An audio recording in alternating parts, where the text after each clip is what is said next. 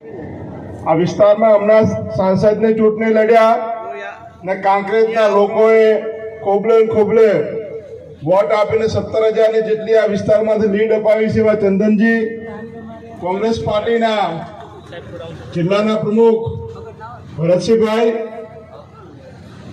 ચાણસ્માના ધારાસભ્ય દિનેશભાઈ તેમજ મંચ પર વિરાજમાન કોંગ્રેસ પાર્ટીના સર્વે આગેવાનો, આ કાર્યક્રમનું આયોજન કરનાર આ વિસ્તારના ધારાસભ્ય આદરણીય અમરતજી, કાંકરેજ વિધાનસભાની સર્વે સમાજના સૌ મારા વડીલો, યુવા મિત્રો, માતાઓ, બહેનો, પત્રકાર મિત્રો, આપ સૌને મારા રામ રામ કહું છું.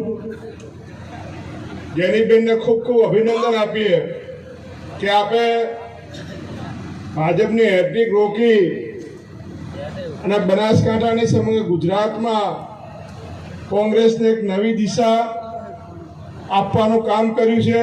અને એના માટે કાંકરેજના લોકોએ હમણાં જે વાત કરી, કાંકરેજના લોકોએ પણ પોતાનું જ્યાં પણ સગું વાળું, ચાહે ઠાકોર સમાજ હોય, ચાહે અહીંયા ક્ષત્રિય સમાજ હોય, એમને જ્યાં પણ કે બીજી નાની મોટી ઇતર સમાજ હોય, એમને જ્યાં પણ પોતાનું સગું બનાસકાંઠા લોકસભામાં હતું, આપ સૌએ અમારા માટે મહેનત કરી તે બદલ આપ સૌનો હૃદયપૂર્વક આભાર માનું. ખાસ કરીને ક્ષત્રિય સમાજે એમાં પણ કાંકરેજ વિધાનસભામાં ખૂબ મદદ કરી ને જ્યારે પેટીઓ ખુલી ત્યારે સાબિત પણ થયું કે સમગ્ર બનાસકાંઠા હોય કે પાટણ હોય, બંને જગ્યાએ ક્ષત્રિય સમાજે કોંગ્રેસ પાર્ટીને જીતાડવા માટે તન મનને ધનથી મહેનત કરી, બૂથના ઓકળા કહે છે. ત્યારે એના માટે પણ આભાર માનીએ છીએ. બધી સમાજોએ ટેકો કર્યો. દુઃખ થોડુંક રહી ગયું કે ચંદનજી થોડાક જ માત્ર વોટ માટે કરીને સંસદની ચૂંટણીમાં નાકા 2 ભાઈ બહેન સંસદમાં જવાના હતા, પણ જે કચાશ રહી ગઈ છે આગામી સમયમાં ભેગા થઈને એનું મનોમંથન થાય અને જે નાની મોટી તૂટીઓ રહી ગઈ એ પૂરી કરવામાં આવે અને આ જ પાટણ જે લોકસભા કોંગ્રેસનો એક સમયનો ગઢ હતો એ ફરતી આપે. એના માટે જેટલી પણ થાય એટલી મહેનત કરવા માટે આપ સૌને વિનંતી કરું છું.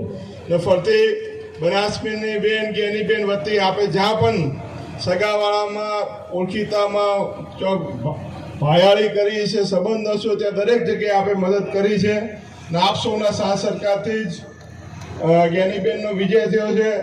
અને અભિનંદન એટલા માટે કે બનાસકાંઠામાં સત્કાર સમારંભ ચાલુ નથી કરી એના પહેલા તમે પાટણ લોકસભામાં કર્યો છે, એના માટે પણ અભિનંદન આપીએ. ખૂબ ખૂબ આભાર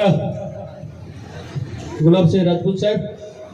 હવે હું વિનંતી કરીશ બનાસકાંઠા લોકસભા સંસદ